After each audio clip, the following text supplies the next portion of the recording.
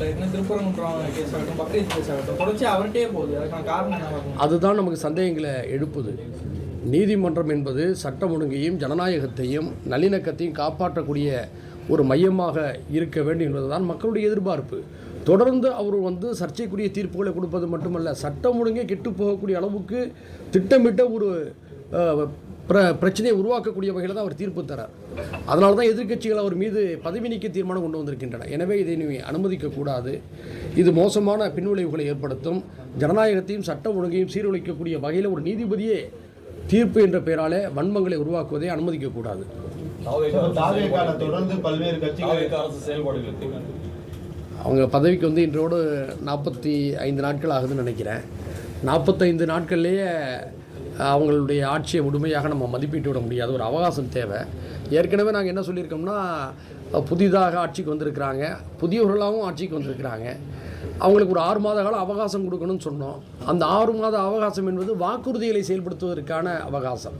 அவங்க சொன்ன எல்லா திட்டங்களையும் உடனே செயல்படுத்துன்னு நம்ம சொல்லிட முடியாது இல்லையா? அதே நேரத்தில் இந்த 45 நாட்களில் சட்டம் ஒழுங்கு விவகாரத்தை நம்ம கூர்ந்து கவனிக்க வேண்டியது இருக்குது. அதற்கு நம்ம அவகாசம் கொடுக்க வேண்டியதில்லை. ஏன்னா ஆட்சியாளர்கள் மாறினாலும் காவல்துறை நிர்வாகம் அப்படி தான் இருக்கிறது, சட்ட முறைகள் அப்படி தான் இருக்கிறது. அதில் எந்த ஒரு மாற்றமும் இல்லை. சட்டம் ஒழுங்கு சீர்கேடு அதிகரிச்சிருக்குன்னு சொல்லி தான் திமுகவுடைய திராவிட மாடல் அரசின் மீது இவங்க கடுமையான குற்றச்சாட்டை வச்சாங்க. அப்போது பல விஷயங்களை சுட்டி காட்டும் போது யாருமே ஏற்றுக்கொள்ளலை. நாங்கள் ஆட்சிக்கு வந்த உடனே எல்லாவற்றையுமே சீர் செய்வோம், சரி செய்வோம்னு சொன்னாங்க. சட்டம் ஒழுங்கு விஷயத்தில் மிக சிறப்பான ஒரு தொடக்கத்தை கொடுப்போன்னு சொன்னாங்களா இல்லையா? அவங்களுக்கே தெரியும். அப்படி சொன்னவர்கள் ஆட்சிக்கு வந்த 45 நாட்களில் பாலியல் தொடர்பான குற்ற வழக்குகள் மட்டுமே 250க்கும் அதிகமானது பதிவு செய்யப்பட்டிருக்கிறது. 250க்கும் அதிகமான வழக்குகள். 93 வயது மூதாட்டியை கற்பழித்திருக்கிறான்ற பத்திரிகை செய்தி நம்ம பார்த்தோமா இல்லையா? 3 வயது குழந்தை பாலியல் வன்கொடுமைக்கு உள்ளாகி கொலை செய்யப்பட்டிருக்கிறது. ஆனால் நாம் என்ன சொல்கிறோன்னா, இவங்க ஆட்சிக்கு வந்ததுனால தான் இதெல்லாம் நடந்துச்சுன்னு நம்ம சொல்லலை.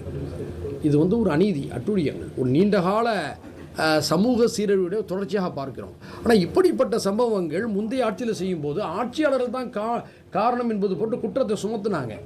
அப்போ அவர்களை பார்த்து நம்ம இப்போ என்ன சொல்கிறோன்னா, அன்னைக்கு நம்ம அப்படிலாம் சொல்லாதீங்க, ஒரு சமூக சீரழிவுடைய தொடர்ச்சியாக இவையெல்லாம் நடைபெற்று கொண்டிருக்கிறதுன்னு சொன்னதை யாருமே கேட்கலை. இன்றைக்கி 250க்கும் அதிகமான வழக்குகள்.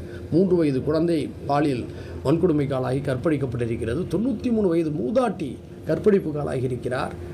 இந்த நேரத்தில் நம்ம இன்னொரு வேதனையான ஒரு விஷயத்தை என்ன சுட்டி காட்டுறோம்னா, 130க்கும் அதிகமான கொலைகள் இந்த 45 நாட்கள் நடைபெற்றிருக்கு. அப்போது இதையெல்லாம் சீர் செய்யக்கூடிய வகையில் சட்டம் ஒழுங்கி அவர்கள் ஒழுங்கு செய்ய வேண்டும். நாங்கள் ஆட்சிக்கு வந்த உடனே சிறப்பாக செய்வோம்னு சொன்னாங்க, அதை ஏன் செய்யலைங்கிற ஒரு கேள்வியை வைக்கிறோம். இதை நாங்கள் குற்றச்சாட்டாக கூட வைக்கல. நீங்கள் மதிப்பிடுறேன்னு கேட்டீங்க. இந்த சம்பவங்கள்லாம் நடந்து கொண்டு வருகிறது என்று நம்ம சொல்லியிருக்கிறோம். இதையெல்லாம் சீர் செய்யுங்க, சரி செய்யுங்க என்பது தான் நம்முடைய விண்ணப்பம். மதிப்பெண் போடக்கூடிய அளவுக்கு இன்னும் இவங்களுடைய பணிகள் தொடங்கலை. குறைந்தபட்சம் ஒரு 3 மாதமாவது கிடக்கணும். அதன் பிறகு தான் நம்ம தெளிவாக இந்த விஷயத்தில் சொல்ல முடியும். அதுவரை நம்ம கூர்ந்து கவனிச்சுக்கிட்டு இருக்கிறோம். உடனடியான விஷயங்களை சுட்டி காட்டி சரி செய்யுங்கன்னு சொல்கிறோம். குறிப்பாக இந்த மின்வெட்டு பிரச்சனைகள் அதிகமாக கிராமங்கள் நகர்ப்புறங்களில் இருக்குது. இதற்கான தீர்வுகளை வெள்ளை அறிக்கை மட்டுமே அல்ல, வெள்ளை என்பது அவங்களுடைய நிலைப்பாட்டை என்ன நடந்து கொண்டிருக்கிறது, என்ன குறைகள் இருக்கிறது என்பதை சொல்வதற்காக அவங்க சொல்ல முயற்சிக்கலாம், அல்லது மக்களிடமிருந்து தற்காலிகமாக தற்காத்துக் கொள்வதற்கான நடவடிக்கையாக கூட இருக்கலாம். 20,000 பணியிடங்களை அதில் நிரப்பணும், பழுதான மின்மாற்றிகளையெல்லாம் சீர் செய்யணும், அதிகமான மக்கள் தொகையுடைய பெருக்கம், அதிகமான மக்கள் மின்சாரத்தை பயன்படுத்தக்கூடிய சூழல் உருவாகியிருக்கு. பொருளாதாரம் வளர வளர மின் நுகர்வோருடைய கூடுதல் சக்தி அதிகரிக்குதா இல்லையா? ஒரு வீட்டில் புதுசாக கட்டும்போது 2 ஏசி வைக்கக்கூடிய அளவுக்கு சூழல் உருவாகுது, 2 வாஷிங் மிஷின் வைக்கக்கூடிய சூழல் உருவாகுது, 2 ஃப்ரிட்ஜ் வாங்கக்கூடிய அளவுக்கு ஒரு வீட்டில் சூழல் உருவாகுது. அப்போ இதற்கெல்லாம் ஏற்றது போன்று அடுத்த 20 ஆண்டு கால மின் தேவைகளை நிறைவேற்றி கொள்ளக்கூடிய அளவுக்கு மின் மிகை மாநிலமாக தமிழ்நாட்டை மாற்றுவதற்கான செயல் திட்டம் என்ன என்பதெல்லாம் அவங்க வெளிப்படுத்தணும். ஆக இப்போ இருக்கக்கூடிய மின்வெட்டு குறைபாடுகளை தயவுசெய்து சீர் செய்யணும் என்ற வேண்டுகோளை நம்ம வைக்கிறோம். அதே போன்று இந்த பயிர்க்கடன் தள்ளுபடி விஷயத்தில் விவசாயிகள் கடுமையான அதிருப்தியில் இருக்கிறாங்க. தேர்தல் வாக்குறுதி கொடுத்தது போன்று அவர் முழுமையாக அவருடைய கடன்களை தள்ளுபடி செய்ய வேண்டிய என்ற வேண்டுகோளை நான் வைக்கிறேன். மதிமுக கூட்டணியில இருந்து வெளியே இருக்க வைகோ ஒரு குற்றச்சாட்டு வச்சிருக்காரு. என்னன்னு? உதயசூரியன் சின்னத்துல அவங்கள நிக்கிறதுல வந்து கட்டாயப்படுத்தினாங்கன்னு. நீங்களும் உதயசூரியன் சின்னத்துல நின்றீங்க, உங்களை வந்து கட்டாயப்படுத்தினாங்களா? அதாவது நாங்கள் தனி சின்னத்தில் நிற்போங்கிறது எங்களுடைய விருப்பம் விண்ணப்பமாக இருந்தது. மற்ற பல கட்சிகள்லாம் வந்து உதயசூரியன் சின்னத்தில் நிற்கிறதையும் சுட்டி காட்டினாங்க. கூடுதலாக வந்து எங்களுக்கென்று தனிச்சின்னம் கிடைக்கல. தனிச்சின்னம் இருந்திருந்தால் நாங்கள் வலியுறுத்தி அதை பெற்றிருந்திருப்போம். தனிச்சின்னம் இல்லாத நிலையில் சுயேட்சை சின்னம் தான் கிடைக்கும். அது எப்போ கிடைக்கும்? தேர்தலுக்கு 11 நாட்களுக்கு முன்பாக தான் கிடைக்கும். இப்படிப்பட்ட ஒரு சூழலில் அந்த சின்னத்தை வாங்கி உடனடியாக வெற்றி பெற முடியுமாங்கிற ஒரு சங்கடங்கள் எங்களுக்குள்ளே இருந்ததுனால எங்கள் கட்சியுடைய தலைமை நிர்வாக குழு இந்த சூழலை கருத்தில் கொண்டு உதயசூரியனில் நிற்போம் அப்படின்னு சொல்லி நாங்கள் முடிவு பண்ணோம். இதை தாண்டி அவங்க எங்களுக்கு எந்த ஒரு நிர்பந்தத்தையும் அவங்க தரலை. சூழ்நிலை அடிப்படையில் தான் நீங்கள் வந்து தனி சின்னத்தில் இல்லைனா நீங்கள் தனி சின்னத்தில் இருப்பீங்க. யாரு? சூழ்நிலை அடிப்படையில் தான் நீங்கள் எங்களுக்கு தனிச்சின்னம் இருந்திருந்தால் நாங்கள் அதற்கு நின்றுருப்போம். இப்போ எங்களுக்கு தனிச்சின்னம் இல்லைங்கும் போது யதார்த்தத்தை உணரணும்ல. நான் சுயேட்சை சின்னம் வேறு, தனிச்சின்னம் வேறு. தனிச்சின்னம் முன்கூட்டியே கிடைச்சிரும். அப்படி எங்களுக்கு வந்து அந்த நேரத்தில் எங்களுக்கு தேர்தல் ஆணையத்தில் வந்து எங்களை போன்ற பதிவு செய்யப்பட்ட கட்சியோட அங்கீகாரத்தையும் அவங்க ரத்து செஞ்சு அந்த வழக்கு வேறு போய்கிட்டு இருந்தது.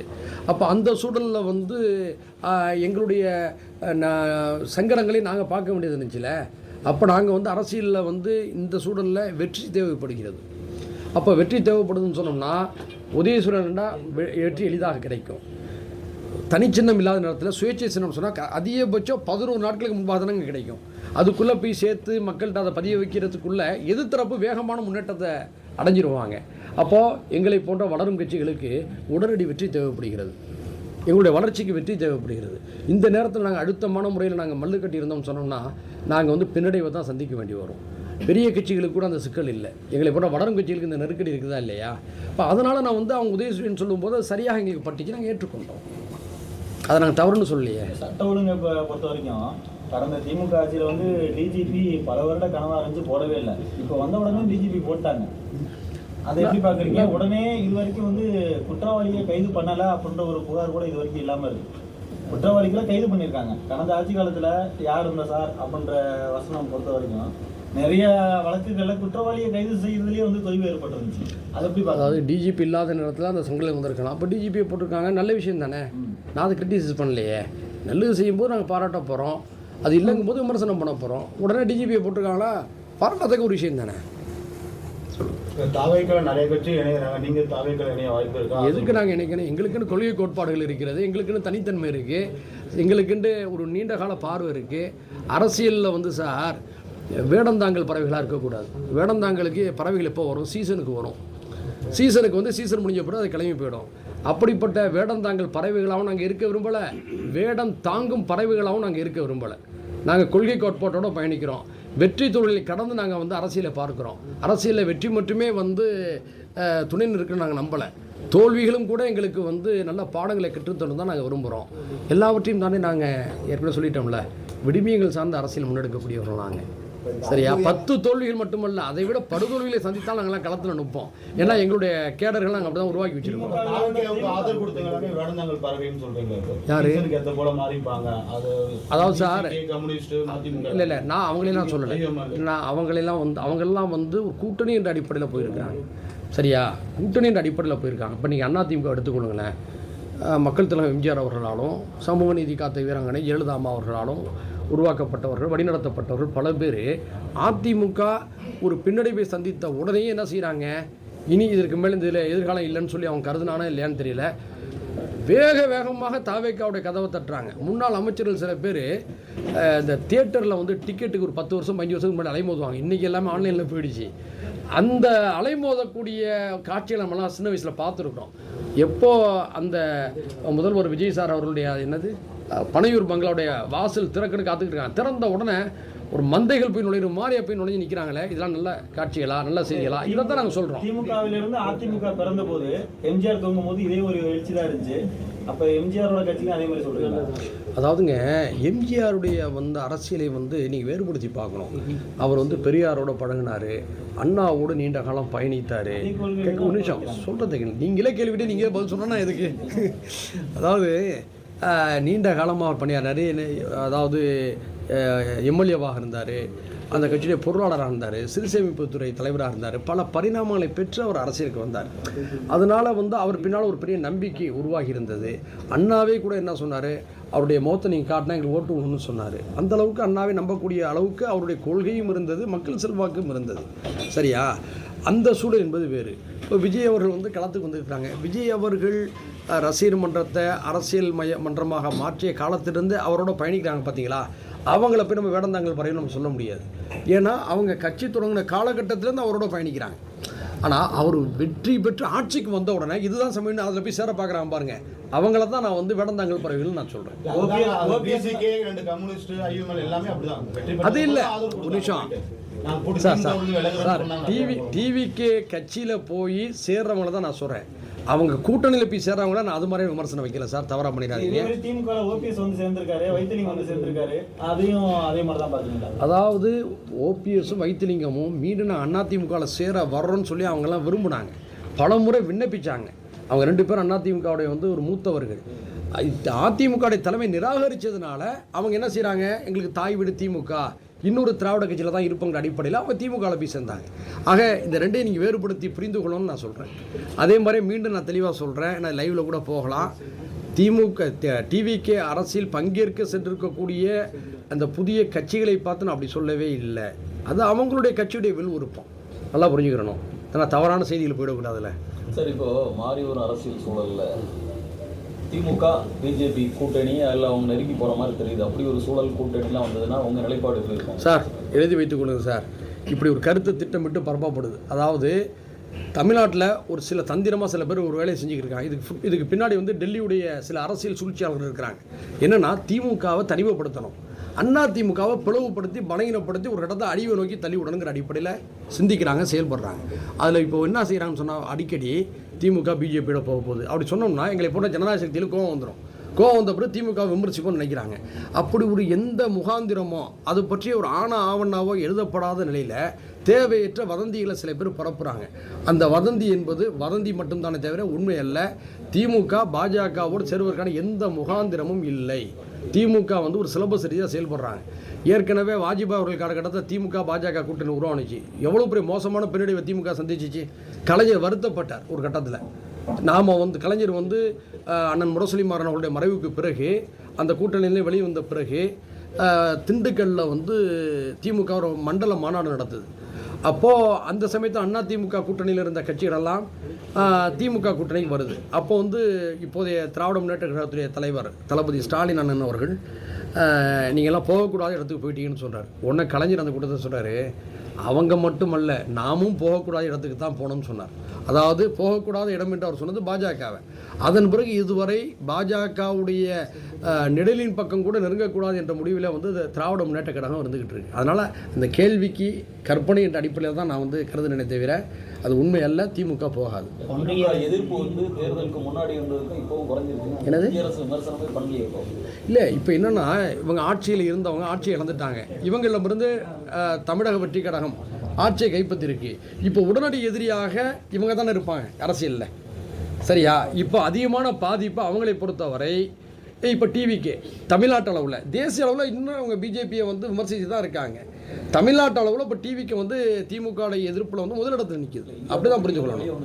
யார் இந்தியா கூட்டணியில் பங்கேற்கவில்லை. இந்தியா கூட்டணி நடத்திய நிகழ்ச்சியில் திமுக பங்கேற்கவில்லை.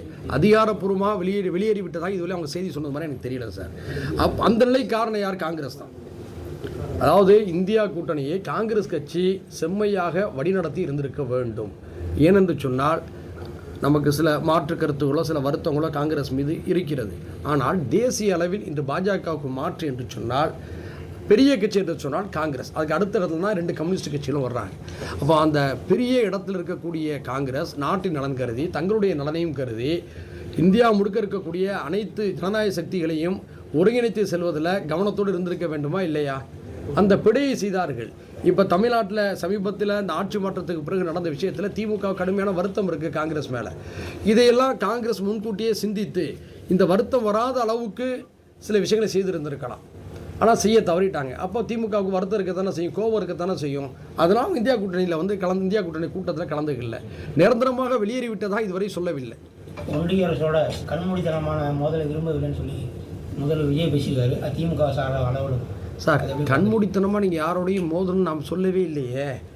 பிரச்சனையின் அடிப்படையில் ஆதரியுங்கள், பிரச்சனையின் அடிப்படையில் எதிருங்கள் என்று தான் நம்ம சொல்கிறோம். திமுக அப்படி தான் இருக்குது, பிரச்சனையின் அடிப்படையில் எதிர்க்குது. உதாரணத்துக்கு பாருங்கள், தமிழ்நாட்டுக்கு தர வேண்டிய கல்வி நிதியை ஒன்றிய பாஜக அரசு தரவில்லை. தமிழ்நாட்டுக்கு தர வேண்டிய நிவாரண நிதி, பேரிடர் நிவாரண நிதியை ஒன்றிய பாஜக அரசு தரலை, கடுமையாக விமர்சிக்கிறாங்க. அதே நேரத்தில் ஆப்ரேஷன் சிந்து நடவடிக்கை நடந்துச்சா இல்லையா? உடனடியாக களத்தில் இறங்கி மக்களை திரட்டி ஒன்றிய அரசுக்கு திமுக ஆதரவு கொடுத்துச்சா இல்லையா? அப்போ கண்மூடித்தனமாக எதிர்த்தாங்களா? இல்லை. அதனால் பிரச்சனைகளை கொள்கைப்பூர்வமாக திமுக எதிர்த்தது, நாட்டுடைய நலன் அடிப்படையில் சில விஷயங்களை ஆதரித்தது. அதே போன்ற நிலைப்பாடு டிவிக்கும் எடுக்கிறது தான் நம்ம சொல்கிறோம்.